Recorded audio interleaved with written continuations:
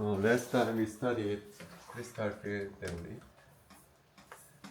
to explain octahedral complex. According to crystal field theory, d orbital split into two groups, T2g and EG. The gap between T2g and EG is called delta O. The delta occurs between the repulsion between ligand and d orbital repulsion. Some ligand exhibit small delta O, such as chloride. So chloride is a representative example of weak field ligand. And some ligand exhibit large delta O, such as carbon monoxide. This is strong field ligand. And in the middle, we have water or ammonia. This is the CFT. But CFT they cannot explain why chloride is weak field ligand and why carbon monoxide is strong field ligand. And furthermore, why NH3 is stronger field ligand than the H2O. And furthermore, this is octahedral complex. According to CFT, the d orbital split into two groups due to the repulsion between ligand and metal. But in reality, ligand make a bond between to the metal. Actually, bond forms. But they explain the splitting due to the repulsion. So in MO theory, we are going to explain these facts. Why this is weak field ligand, why is this strong field ligand, and how ligand and metal make a bond. Why NH3 is stronger field ligand than the H2O. So today's topic is molecular orbital theory. So today we are going to construct molecular orbital of this complex.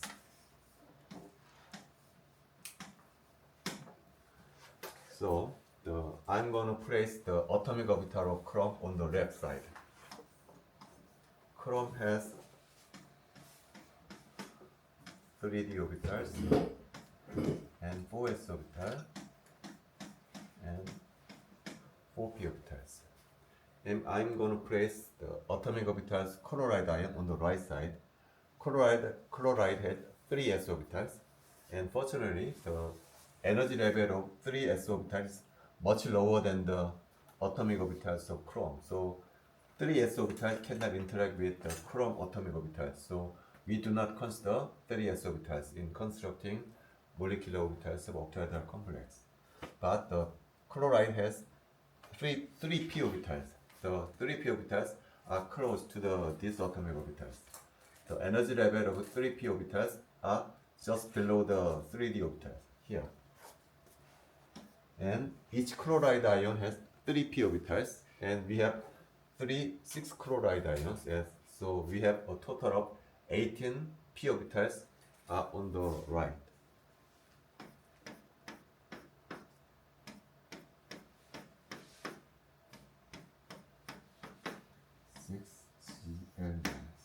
So we are going to construct molecular orbitals through the interaction between chrome atomic orbitals and chloride 3p orbitals.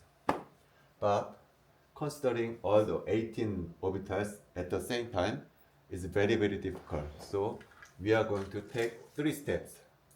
In first step, we are going to select 6 orbitals first.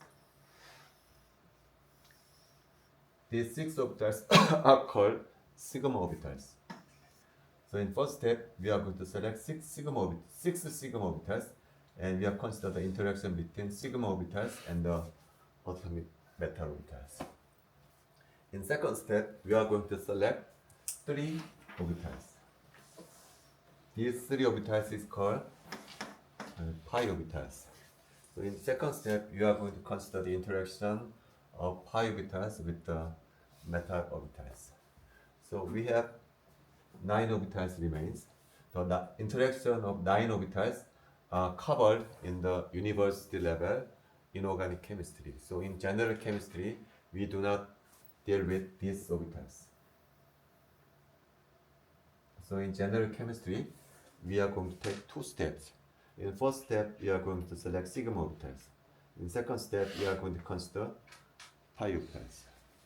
So in first step, we are going to consider sigma interactions. So in first, I'm going to define sigma orbital. What is the sigma orbitals? This is chrome. This is chloride.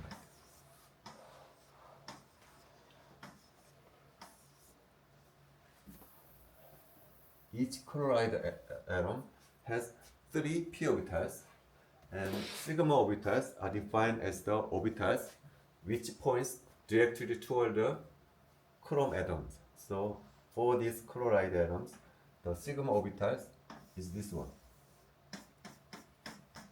This orbital directly point toward the chrome atom. This orbital is called sigma orbitals. How about this chlorine atom? For this chlorine atoms, this orbital is defined as the sigma orbitals. For this chlorine atoms, this orbital is defined as the sigma orbital. For this chlorine atom, this one, this one, this one. In this way, we can define 1, 2, 3, 4, 5. We can define 6 sigma orbitals. This is the 6 sigma orbitals defined. So, with these 6 sigma orbitals interact with chrome atomic orbital to generate molecular orbital. But before we construct interaction between sigma orbitals and the atomic orbitals, we are going to revisit molecular orbitals of beryllium hydride. Simpler one. We studied the molecular orbital. We discussed this molecular orbital in chapter 6. So we revisit the constructing molecular orbital of beryllium hydride before constructing octahedral complex.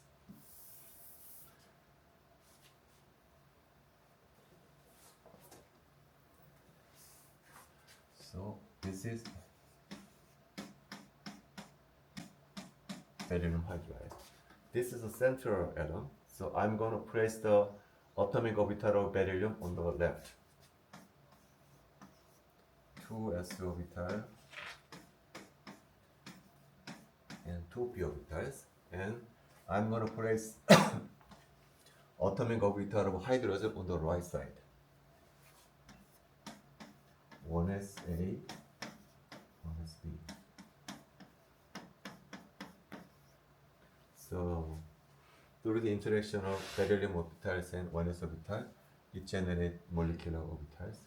The first point is that the beryllium hydride is symmetric with respect to origin. So the molecular orbital of beryllium hydride always classified as Gerade or ungerade. This is important. And to construct molecular orbital, we are going to use LCAU. So I'm going to construct molecular orbital using the linear combination of atomic orbitals.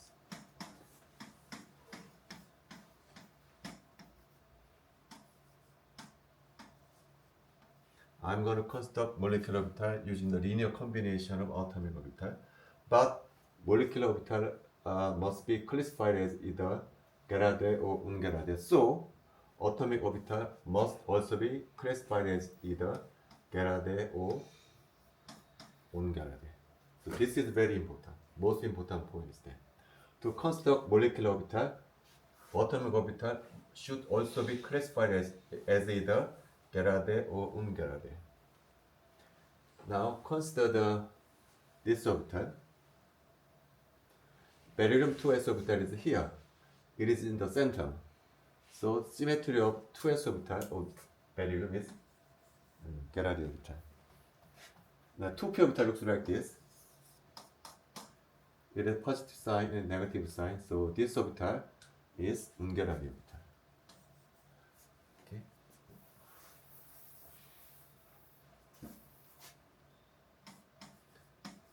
problem is the 1s orbital and 1sb orbital.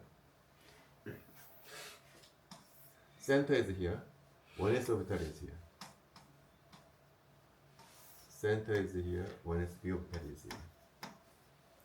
1s orbital and 1sb orbital are displaced from the center of the origin. So this orbital does not have symmetry. 1s orbital and 1s orbital is not Gerade. It is not ungerade. This orbital does not have symmetry. So we need to combine these two orbitals to construct two new orbitals to be gerade or ungerade. So this one is plus one. So to combine these two atomic orbitals, we are going to construct two new orbitals. First one is 1sa plus 1sb. Second one is 1sa 1s minus b. 1sa plus 1sb corresponds to this one. 1sa minus b, 1sa minus 1sb corresponds to this one. The symmetry of this one is Gerade orbital. Symmetry of this orbital is ungerade orbital. This is the most important step in constructing molecular orbital. This is the key step for our lecture. So, using this level diagram, we can construct molecular orbital. Gerade orbital can interact with Gerade orbital to form molecular orbital, bonding orbital, and anti-bonding orbital. Now, ungerade orbital can interact with ungerade 2p orbital, but we have only one ungerade orbital, but we have three ungerade orbital. 2pg, 2py, 2px. And it turns out that 1sa minus 1sb orbital can only interact with 2pg orbital because the overlap integral with 2px, 2py with 1sa minus 1sb is 0. So this orbital cannot interact with 1sa minus 1sb even though they have same symmetry. Let's check the overlap integral. 1sa minus 1sb looks like this. 2px orbital looks like this. When the two functions multiply, this region gives positive sign. This region, when two functions multiply, negative sign. So when you integrate, this function value cancel perfectly each other. So overlap integral is 0. So this function overlap integral of 2px with 1sa minus 1sb is exactly 0. So these two functions cannot interact with each other. Same logic applies to 2py orbital. So these two functions cannot interact with 1sa minus 1sb. So this function becomes non-bonding orbitals. Only 2pg orbital can interact with 1sa minus 1sb. So it forms bonding orbital and anti-bonding orbital. This is the MO diagram of beryllium hydride. So this is the beryllium hydride. The same logic can be applied to constructing molecular orbital of octahedral complex. Let's move on to our molecule. Now we are going to construct molecular orbital through the interaction of sigma orbital with this orbital. The first point is that, as I said before, the key step is here. In this case, the hydrogen orbital that interacts with atomic orbital is another 1sa, not 1sb. The orbitals that interacts with beryllium orbital is a combination of atomic orbitals. This is the most important point. The orbitals that interacts with beryllium orbital is not 1sa, 1sb individually. The orbitals that interacts with beryllium orbital is combination of 1sa and 1sb. This is the most important point. So let's move on to our octagonal component. So this sigma orbital is not an orbital that are located on a single atomic orbital. This is not a single atomic orbital. This is a combination of atomic orbital that interacts with this chrome atomic orbital. For example, now this is 4pg orbital. So in first step, I'm going to construct combination of sigma orbital that interacts with 4pg orbital.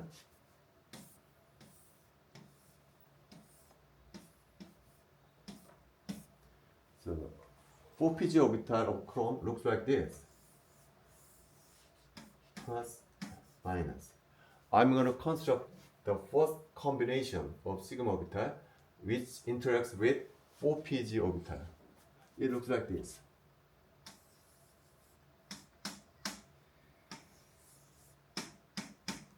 These two combination of two orbitals is the first sigma orbital that interacts with 4pg orbitals. These two combination corresponds to first sigma combination that interacts with 4pg orbital. So we can construct similarly combination which interacts with 4px orbital. We can construct similar combination of second combination. And similarly, there are 4py orbitals. We can construct third combination which can interact with 4py orbital. So in this way, we can construct three combination of sigma orbitals. So these three sigma orbitals can interact with three 4p orbitals to form a bonding orbitals and anti-bonding orbital. Similarly, now we are going to define fourth combination which interacts with 4s orbitals. 4s orbital looks like this. So fourth combination of sigma orbital looks like this.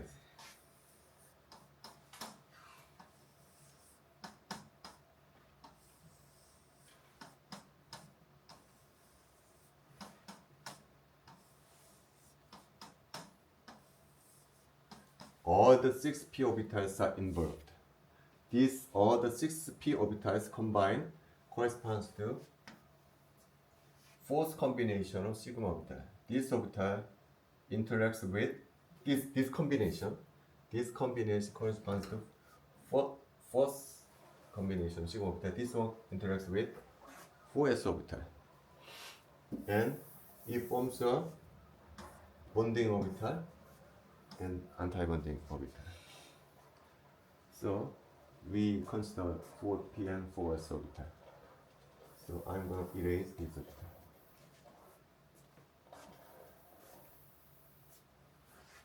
Now we have two combination, two sigma combination, but we have three 3D orbital.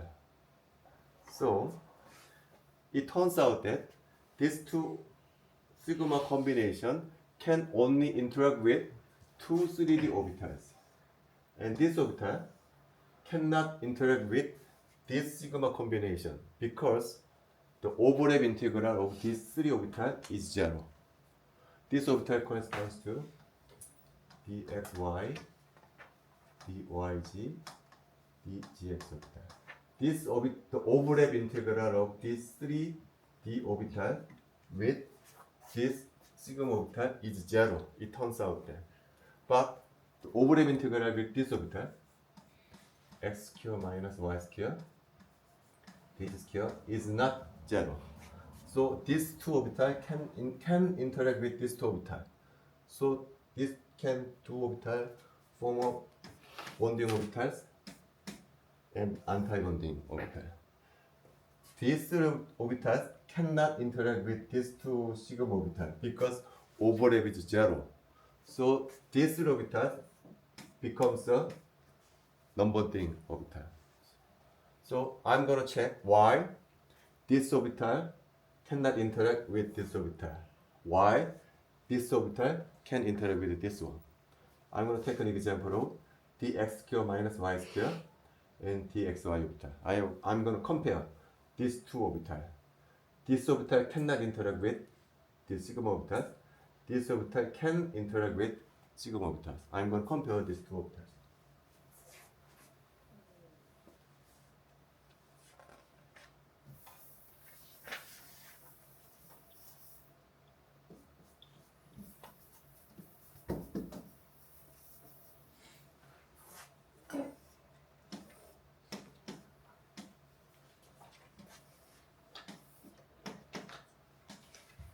This is the xy orbital. The row between the two axes in dxy orbital. But in the x square minus square, row alongside on the axis. This is the shape of the xy orbital. This is the x square minus y square orbital. Now, by the definition, ligand on the axis. And by definition, the sigma orbital point to the metal. Point to the metal. So, in this case, the overlap integral must be 0 because this region gives positive sign. This region gives negative sign. So, this is symmetry, but opposite sign. So the overlap integral must be 0.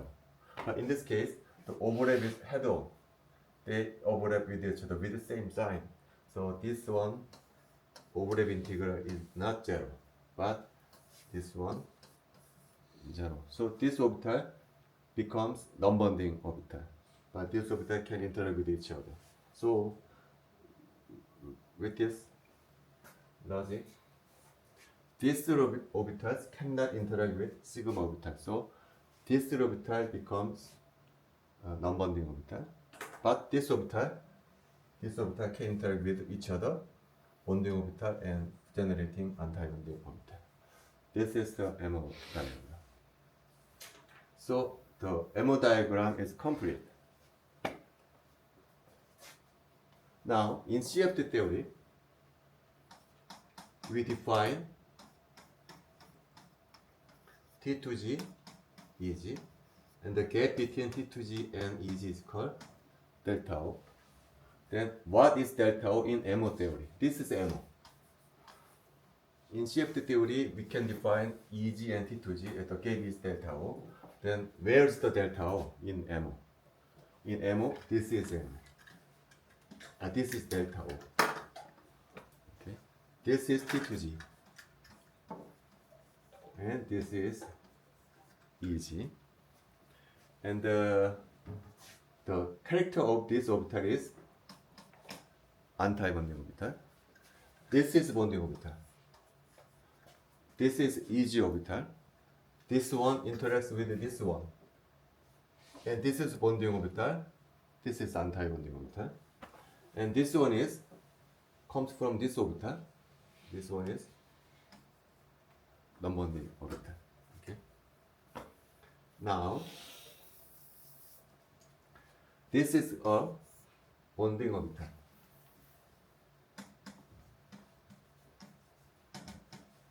So first, I can explain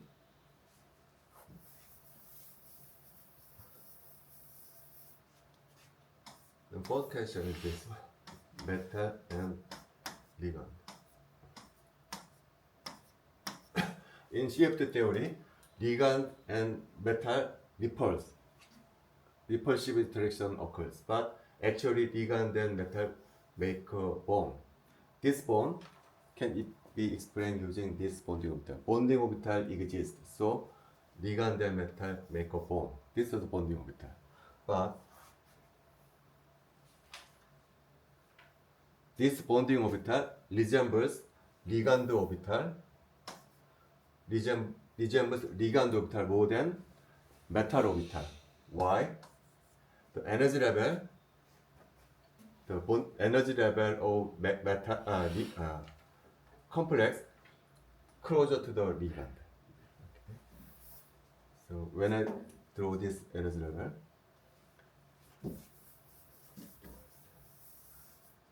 This is the energy level. This is the energy level of ligand. This is the energy level of metal. This is energy level of ligand. This is energy level of metal. So the ligand, through the interaction, bonding orbital is forms. So this is bond. This is bonding orbital. This is anti-bonding orbital. This one resembles more ligand orbital rather than molecular orbital. So actually, this orbital originally comes from ligand orbital. So actually, the molecular orbital complex originally ligand orbital.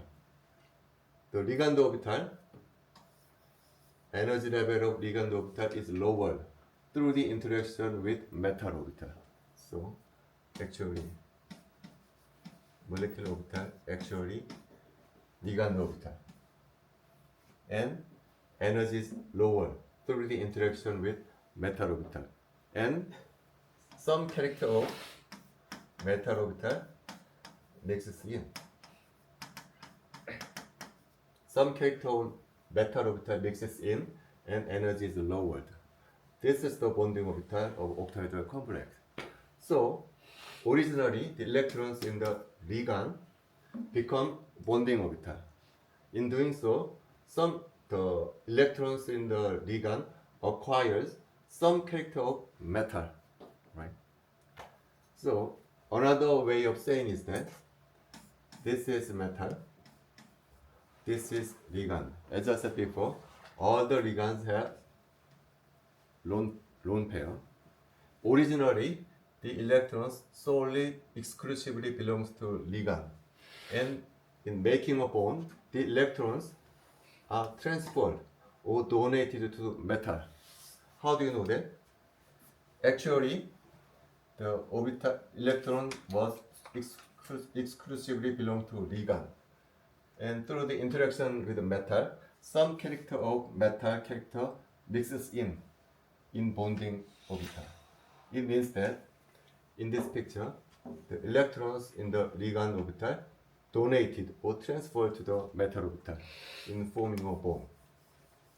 This type of bond formation is called ligand to metal donation through the interaction of sigma interaction. This type of bond formation is called sigma to metal sigma donation. Okay. So I want to say that this bonding orbital was originally ligand orbital. Without interaction, the electrons was so exclusively belongs to ligand orbital. But through the interaction with the metal, the ligand orbital belongs to bonding orbital, and in doing so, it acquires some character of metal character. It means that the electrons in the ligand orbital are donated to metal. Now, this is the delta O. Strong field ligand means that delta O is large. Then, for the ligand to be strong field ligand, this one should be large. It means that for the ligand to be strong field ligand, EG star should be pushed higher. If the ligand should be strong field ligand, EG star should be higher. This is anti-bonding orbital.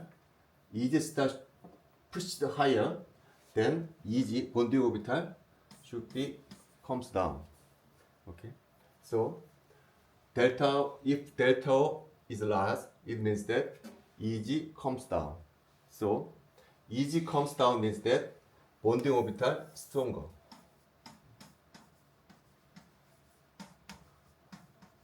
Strong bond forms as delta O increases. delta increase means that Eg comes down. It means that strong bond forms. But how bond forms in this picture? How bond forms? Lone pair in the electron are donated to the metal in making a bond. So if the ligand is to donate electrons, then strong bond forms. The ability to electron donate is called basicity. So more basic the ligand, strong bond forms. So I want to say that there's a two ligand.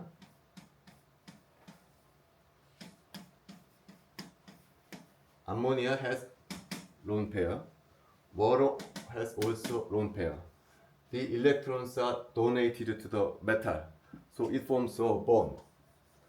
All of them has lone pair, but the basicity is different.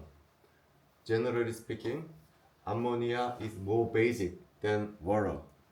It means that this one are easily donate electrons to a metal. So this case makes a more stronger bond, right?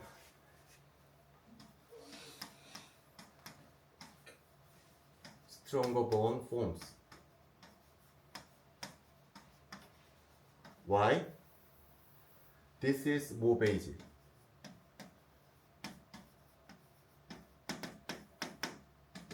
Ammonia is easily donate its electrons to a metal. So it forms a stronger bond compared to the water molecule. It means that for ammonia, Eg goes down. It means that Eg star goes up. So delta large compared to the water molecule. So according to this picture, NH3 is strong bond.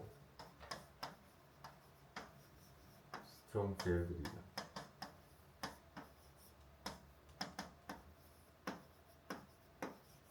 Compared to the H2 because it is more easily donate electrons to a metal and it forms a stronger bond compared to the H2. Stronger bond means that Eg goes down. Then it means that Eg star pushes up. So delta increase for ammonia. Okay, this is a sigma interaction. So this is sigma orbital. The first step is complete, but as I said before, there's a second step. In second step, we have pi electrons. I'm going to define pi electrons. Without pi electrons, this T2g orbital is non-bonding orbitals. I'm going to define pi orbitals now, and these pi orbitals can interact with T2g orbitals. Through this interaction, sometimes T2g orbital can push it up, then delta will decrease. This case corresponds to weak field ligand. Some case, through this interaction, T2g goes down, then delta will increase. This case corresponds to strong field ligand. So first, I'm gonna consider chloride.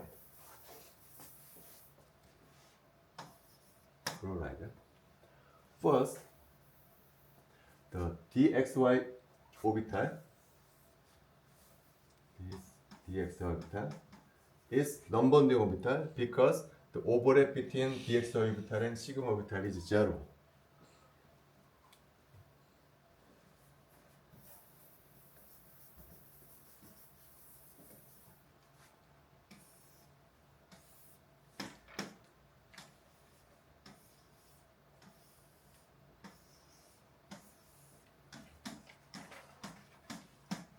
Sigma orbital is defined as this. The overlap between these two orbitals is 0. But chloride has another p orbitals. They don't have only p sigma orbitals. They have these p orbitals. The overlap between these two orbitals is not 0. This positive sign. So overlap is not 0. So we can define pi orbital like this.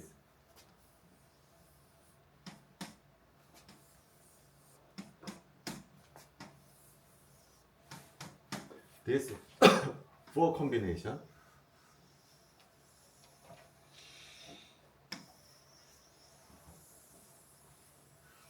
One, two, three, four. This four combination of p orbital corresponds to first pi orbital. This pi orbital can interact with this orbital, the xy orbital. This is not sigma orbital, this is pi orbitals. So,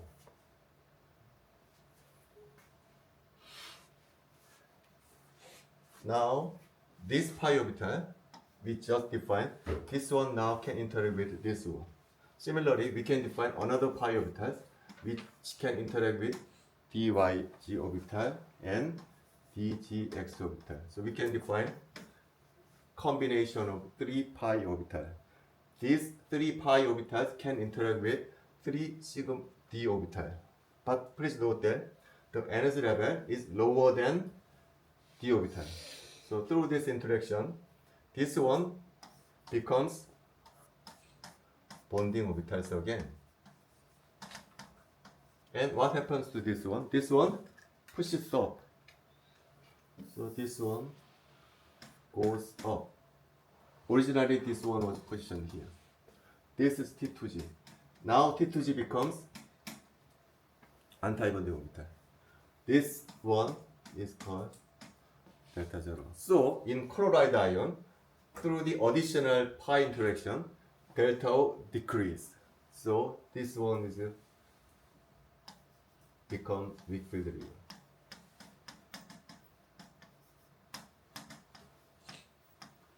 Due to this orbital. Without this orbital, T2G level is here. But through the additional pi interaction, T2G orbital becomes anti-bonding orbital. So delta O decrease. So it becomes weak field ligand. And we have additional bonding orbital. This orbital originally metal pi orbital. So similarly, through this bonding process, metal ligand again donate its electrons to metal. Originally, without bond forming process, with the electron so exclusively belongs to ligand, but it becomes bonding orbital. When it becomes bonding orbital, it acquires character of metal character. It means that electrons in the ligand are donated or transferred to the metal in forming a bonding orbital. This type of bond forming process is called ligand to metal donation. Now, this time, this donation is due to pi interaction. So, this bond formation is process called ligand to metal pi donation. So, additional bond is formed. And in same time, T2G becomes anti-bonding orbital. So, delta O decrease. So, chloride becomes weak field ligand. Now, so chloride is weak field ligand. But carbon monoxide. This is a representative example of weak field ligand, but carbon monoxide is representative example of strong field ligand.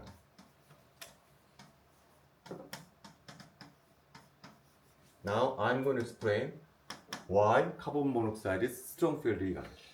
But first, in chloride case, this is sigma orbital and pi orbital. Chloride ion can form a sigma bond and pi bond.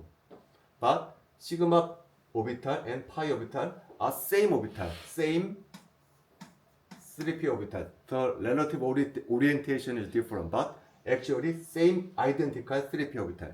Sigma orbital and pi orbital are both 3p orbital, same orbital. But in carbon monoxide, it is different. To construct molecular carbon monoxide, we must see how molecular orbital of carbon monoxide looks like. So I'm going to prepare.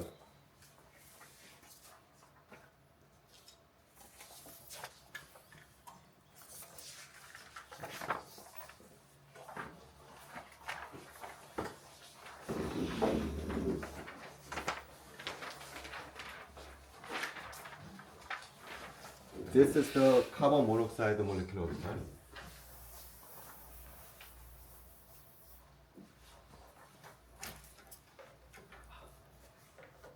Carbon monoxide.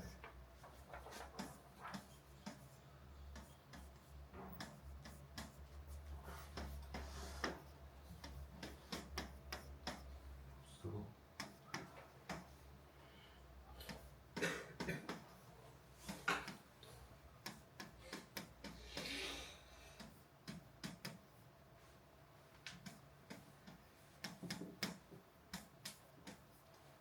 HOMO is 5 sigma.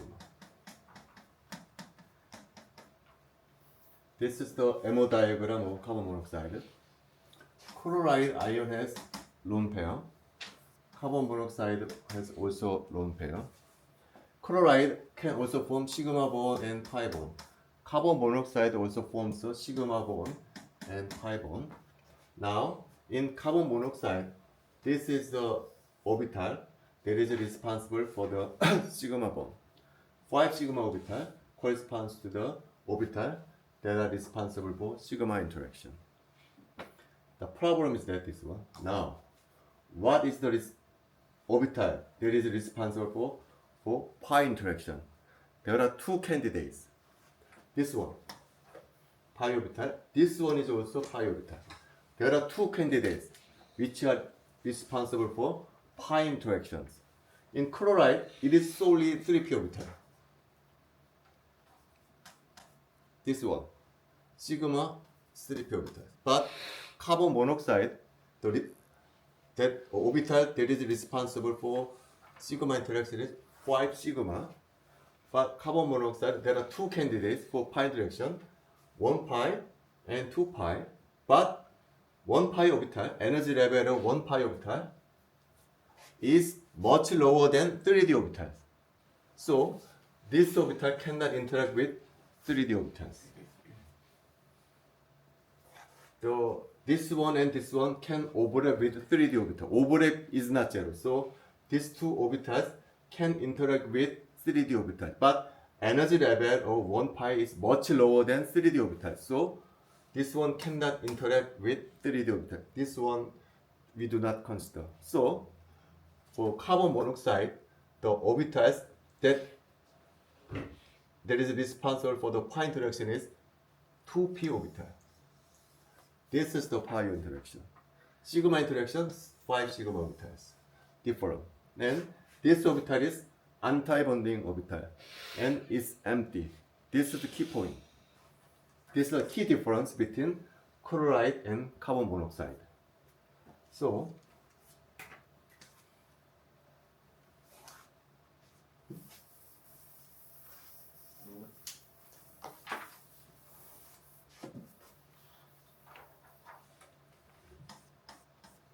in carbon monoxide, sigma is here. In chloride, at the same energy level, we have higher chloride. So energy level of pi orbital is lower than the 3D orbitals. This is chloride case. But carbon monoxide, pi is not here. Pi is here. Is the key difference. In carbon monoxide, sigma orbital energy level is here. Pi orbital is above here, pi star. This pi orbital interact with the orbital. Now, when these two orbitals interact with each other, this one now lower. This one becomes bonding orbital. This is bonding orbital. This goes up. So delta O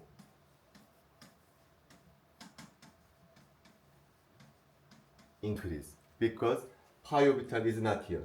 Pi orbital is above the sigma orbital. So this one show strong field ring.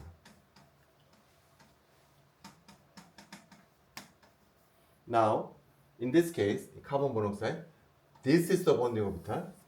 Originally, bonding orbital comes from metal orbital. in previously, in Cl minus, bonding orbital comes from ligand orbital. But carbon monoxide bonding orbital comes from metal orbital. So electron flow is reversed. In this case, metal to ligand donation occurs through pi interaction. Originally, this orbital was a metal orbital. This one becomes bonding orbital. Without interaction, the electron solely belongs to metal orbital. Through the interaction, this orbital becomes bonding orbital and it acquires some character of ligand character. It means that electrons in the metal transferred or donated to metal. So it is completely different from chloride. So from the perspective of carbon monoxide, when it is bonded to metal, electron flows from the metal. Then the electrons enters the anti-bonding orbital. Because the orbital comes from interaction between 3d orbitals and pi star orbital. So when the electron flows to this orbital, this bonding orbital, it means that from the perspective of carbon monoxide, this orbital flows to the anti-bonding orbital, right? So in terms of carbon monoxide, this bond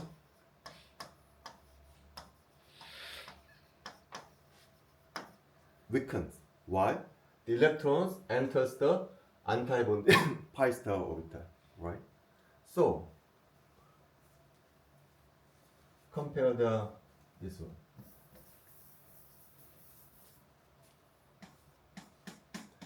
This is a free shear molecule.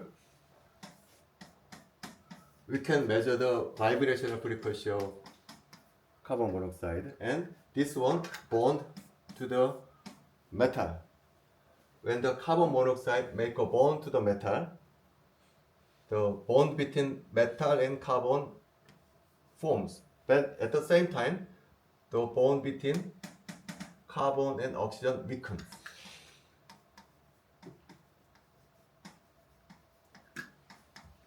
Why? In bond forming process, electron flows to the carbon monoxide. The electron then enters the anti-bonding orbital of carbon monoxide. So bond strength between carbon and oxygen weakens. So when we measure the carbon monoxide bonded to metal, decrease. It is experimentally observed visually. Okay, so this is the MO theory. So in conclusion, so in this case, electron flows from the metal. So this type of carbon monoxide, this type of ligand is called pi acceptor. Carbon monoxide acts as a pi acceptor because electron flows to the carbon monoxide. So this type of ligand is called pi acceptor because electron flows from the metal to the ligand. So this ligand is called pi acceptor. But how about chloride? Chloride ion ligand flows to the metal from the ligand. So this type of ligand is called pi donor. It's different. So in conclusion, according to CFT, chloride is weak field ligand, carbon monoxide is strong field ligand, and in the middle, water and ammonia.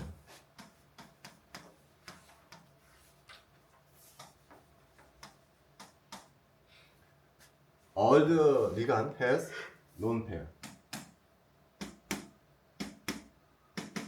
All the ligands can donate electrons to the metal. So all the ligands are sigma donor.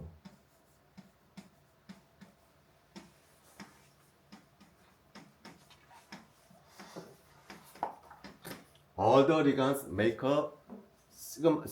a bond through sigma interaction. other ligands are sigma donor, and chloride and carbon monoxide can form an additional pi bond. But for carbon monoxide, through this pi interaction, they accept electron from the metal. So this ligand is called pi acceptor. But in chloride ion, through the sigma interaction, they donate electrons, and through pi interaction, they again donate electrons again. So this one is sigma donor and pi donor. And in this case, character of T2G is anti-bonding orbital. How about this one? In this case, energy level of bonding orbital T2G is bonding orbital.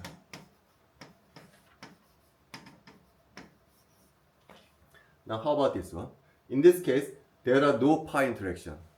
In this case, only sigma interaction. There are no pi interaction. So in this case, no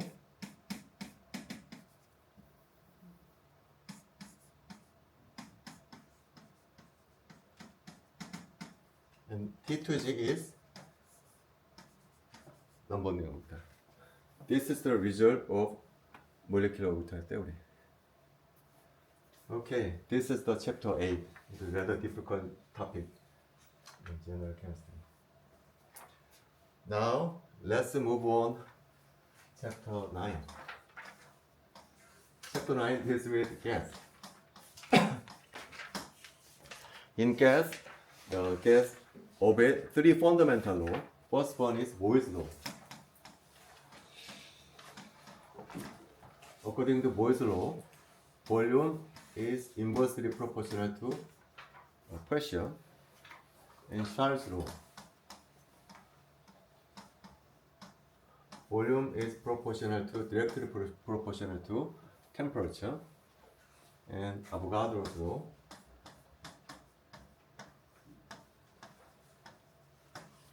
volume is directly proportional to number of moles. When these 3 equations are combined to single equation, volume is proportional to number of moles and temperature, and inverse proportional to pressure. So there must be in proportionality constant. This constant is called R, gas constant. So we have famous gas equation.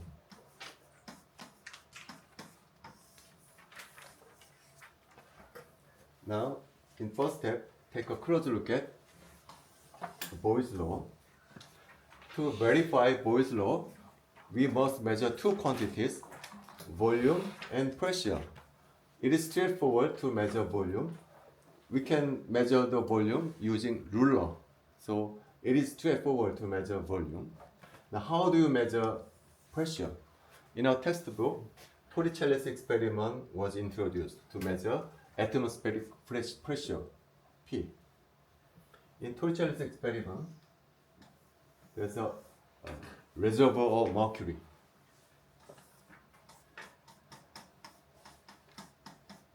And tube is inverted. Then you can see the rise of the mercury column. So if you measure the height of the mercury column, you can measure the atmospheric pressure. This is the Torricelli's experiment. So, according to physics, pressure is defined as the force per unit area. This is the definition of pressure. So, this is the cross-sectional area of the mercury column is called A.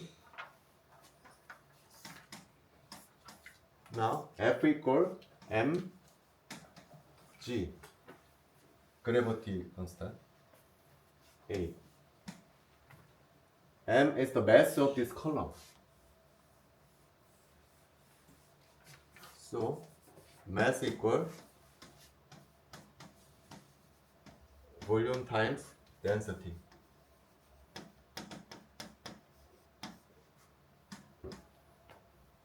But the volume is that this is the cross-sectional area A. this is the legs of column, so the volume is A times H. The density of is called rho. So substituting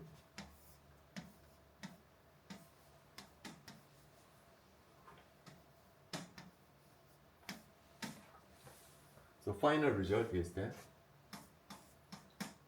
this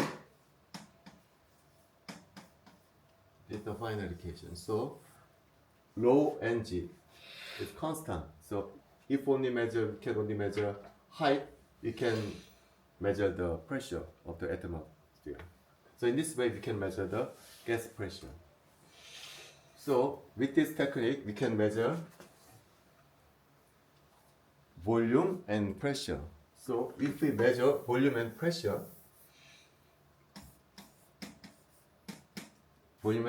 according to Boyle's law, this must be constant. Right? According to the measured value, this one is exactly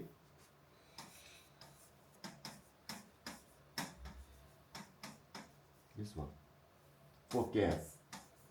What's remarkable is that this constant is universal. This constant is independent of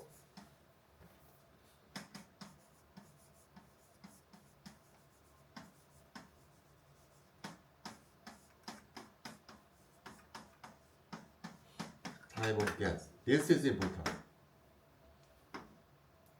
This constant is independent of type of gas. Hydrogen, nitrogen, oxygen, all the gas give same value. This is important. How about liquid? Liquid also follows this formula. When pressure increase, volume of liquid decrease. Same as liquid. Same as gas, same as liquid. But the difference is that for liquid, this value depends on the type of liquid. But for gas, it is independent of type of gas. All the gas always same constant. It is very different from the liquid. Now let's move on to Charles' law. Actually, the Charles' law bears its name Charles, but actual experiment was conducted by Gay-Lussac. But this law is strange actually. Why? You might think that this law states that this is temperature. When you measure the volume according to temperature, it is show linear relationship. This is the Charles' law. But the problem is that how do you measure temperature? You might measure temperature using thermometer.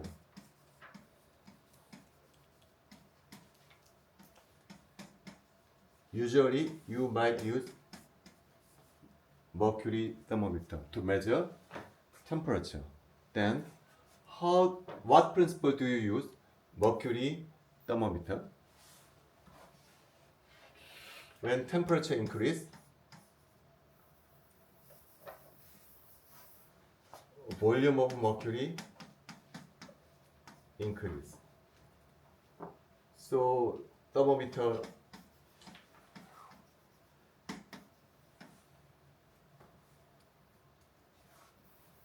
label increase.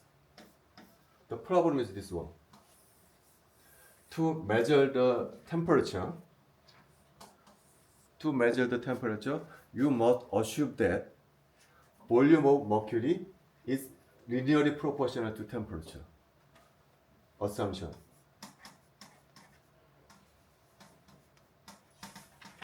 It is weird because to prove that the volume of gas is linearly proportional to temperature, we must use mercury temperature. But to use mercury temperature, we must assume that volume of mercury must be linearly proportional to temperature. So this is weird. This is very, very strange. Understand? To prove that the volume of gas is proportional to temperature, we must assume that volume of mercury is linearly proportional to temperature. This is strange, right? Actually, Gay-Lussac did not do experiment like this. Gay-Lussac experiment only at two temperature, 100 Celsius degree and 0 Celsius degree. He did not vary temperature. He measured the volume only at two temperature, 0 Celsius degree, 100 Celsius degree. These two temperature, we don't need temperature, thermometer, because at 100 Celsius degree, water boils. 0 Celsius degree, ice melts. So we don't need thermometer to measure the temperature. Gay-Lussac only measured the volume of the gas at only two temperature. And he argued that following relation holds. This is the original Charles' law. He did not vary the temperature. He only measured the two temperatures, 0 and 100 Celsius degree. And he argued that this constant is independent of gas type. This is the original Charles' law. But later scientists actually Gay-Lussac experiment looks like this. V0, V100. This is the Gay-Lussac experiment. There are no other points, but later scientists arbitrarily connect the 2 points, and they argue that this is a linear relationship. This is just assumption. They show linear relationship. This is just assumption.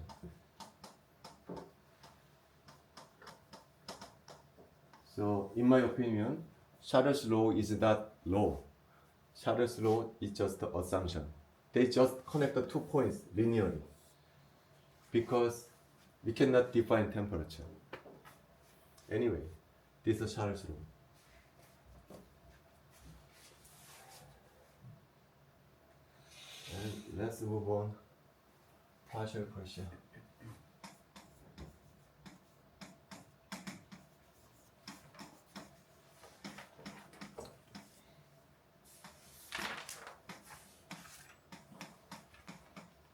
There's a container. Contains a mixture of gas A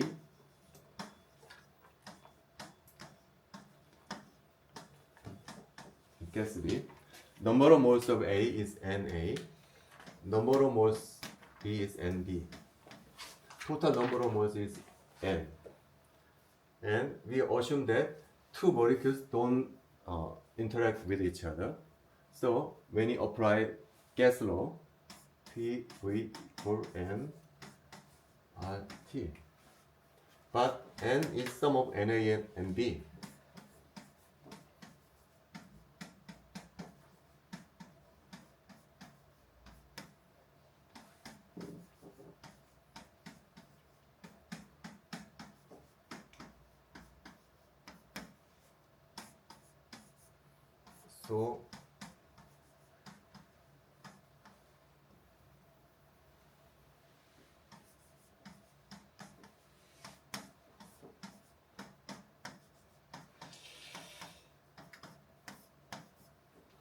So this is defined partial pressure of A. This is defined as partial pressure of B. So total pressure is sum of partial pressure A and partial pressure B. So according to this formula, PA over PB is equal to NI. PA over P is equal to NA over N. And NA over N is defined as XA, which is called mole fraction. So partial pressure A is equal to XA times P. So partial pressure is total pressure times mole fraction. This formula will be frequently encountered in chapter 11 in fractional distillation.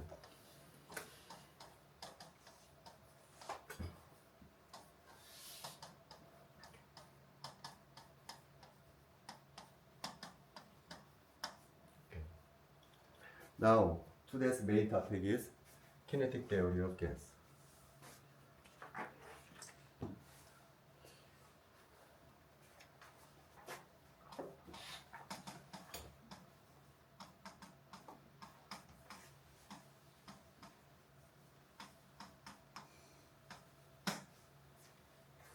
This one suggested by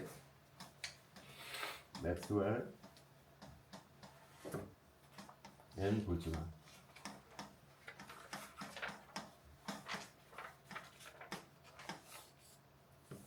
They suggested that gas are composed of particles. This is the main assumption.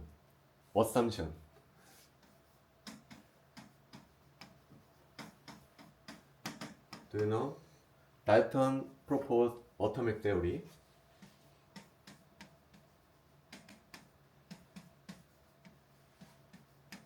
(1803). But some scientists believe that atoms are real, but other scientists don't believe that atoms are not real. They debate for more than 100 years. So historians of science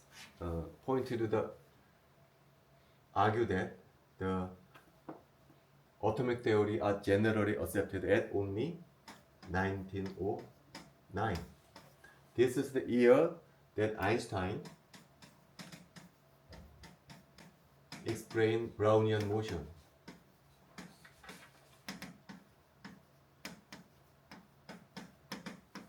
Using atomic theory. They published paper which explains Brownian motion using atomic theory.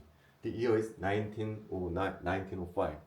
Historians of science argue that this is the year when the atomic theory are generally accepted.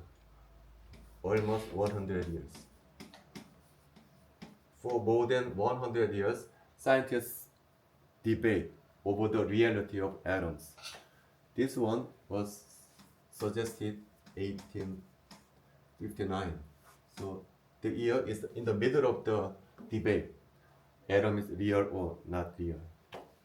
So this is assumption just because many scientists still does not believe that atom is not real. But in this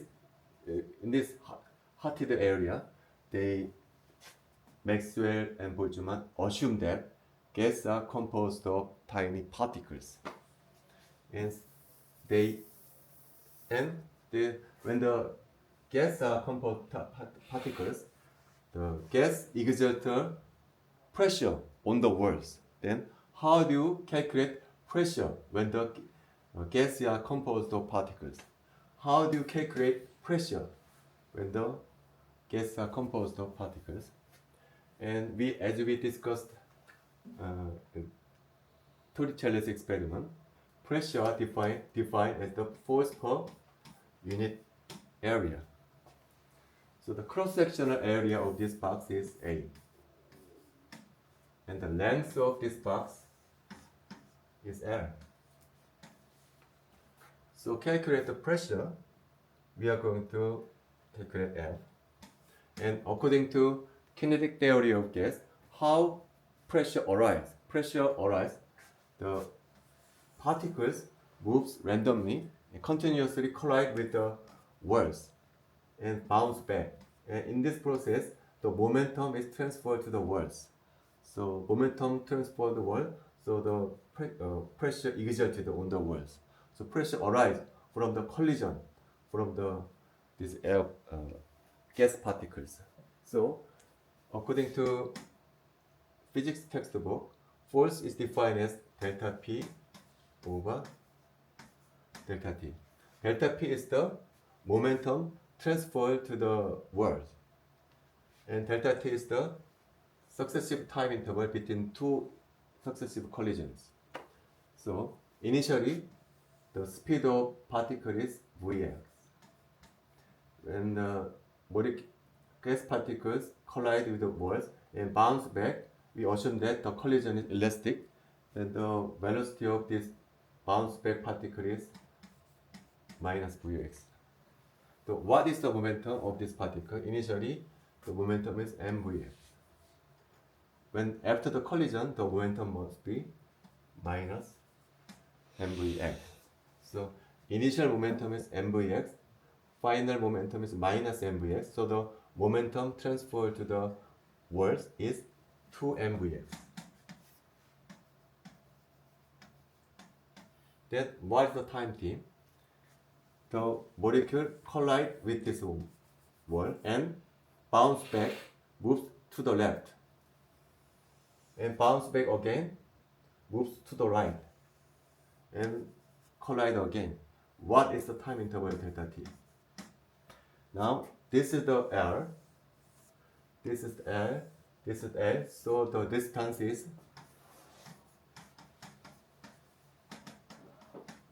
distance over velocity here. Distance is 2L.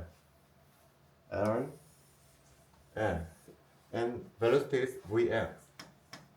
So delta t is equal to 2L over Vx. So it is m Vx square over L.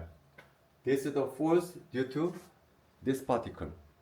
But there are many particles. This is particle number 1, particle number 2, particle number 3, blah blah, particle number n. Assume that there are n particles in the box. Then what is the force? Then force is, force due to the first particle is m over L Vx 1 square. Force due to second particle m over L Vx2 square, blah blah blah blah. Force due to nth particle m over L Vx n square. This is the force due to the particles inside the box. Factoring out m over L Vx1 square, Vx2 square, blah blah blah blah, Vx n square. Now I'm going to define average of the velocity squared. I'm going to define velocity squared average. This one is defined as Vx1 square, Vx2 square, blah blah blah, Vx n squared divided by n. This is the definition of Vx squared average. So n moves to the left. So this part can be n Vx squared average. So this one replaced by n Vx squared average. But this molecule not only move in x direction, this molecule can x, y, z. So this molecule can move in 3-dimensional. So Vx square, Vy square, Vz square is the u square, because this molecule can move in 3 dimensions. So average value, we take average. Now if we assume that the molecule moves randomly, Vx square average is equal to Vy square average. Vx square average equal to Vy square average equal to Vz square average, because x, y, z is randomly distributed. So this one is all the same. So this one is 3 times Vx squared average. So Vx squared average equal to 1 over 3 u squared. So it is replaced by 1 over 3 u squared average. This is the force. Now we are going to calculate P. P equal divide force divided by A.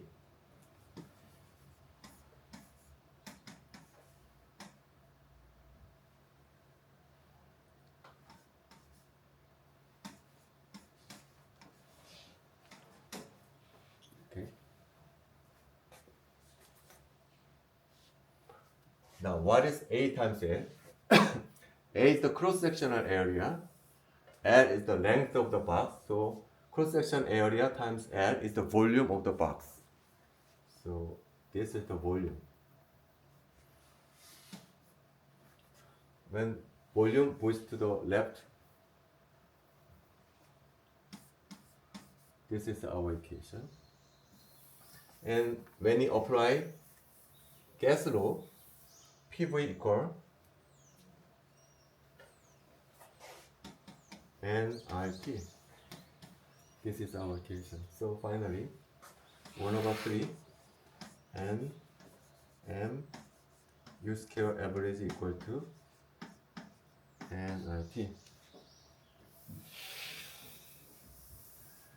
Now, N is the number of moles, N is the number of particles. What happens when N equal 1? This one becomes Avogadro's number, right? So this equation becomes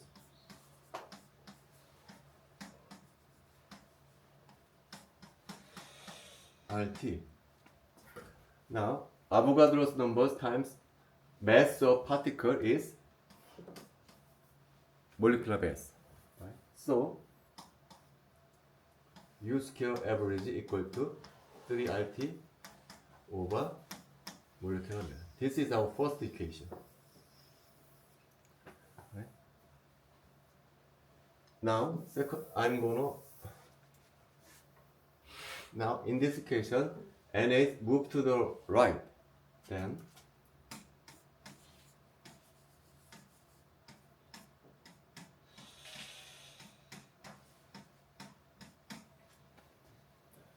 R over Na is defined as Boltzmann constant Kb. So this equation is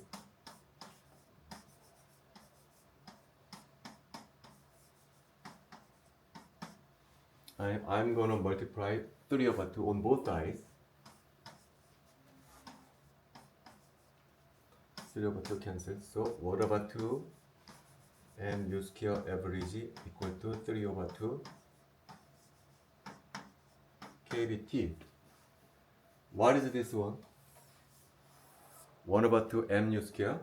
This is average kinetic energy. So our second equation is that average kinetic energy is 3/2 kBT. This is the result which comes from kinetic theory of the gas. This is our main result.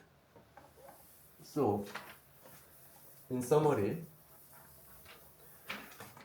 before kinetic theory of gas, what is temperature? Before kinetic theory of gas, temperature is just a measure of how hot or how cold something is. This is a feeling. This is just how hot or how cold something is. But after the kinetic theory of gas is introduced, temperature can be deeper meaning. Temperature is directly proportional to the particle's kinetic energy. Temperature is directly proportional to the average velocity. So we can give a deeper understanding of the temperature. What is temperature? And next time we are going to discuss, even though this is average kinetic energy, it does not mean that every particle has same kinetic energy. Some particles move fast, some particles move slow. There's a distribution. This is just the average energy. So we have distribution. This distribution is called Maxwell-Boltzmann distribution. So actually we already studied Maxwell-Boltzmann distribution when we derived blackbody radiation. So we are going to revisit Maxwell-Boltzmann distribution again next week. Okay, see you.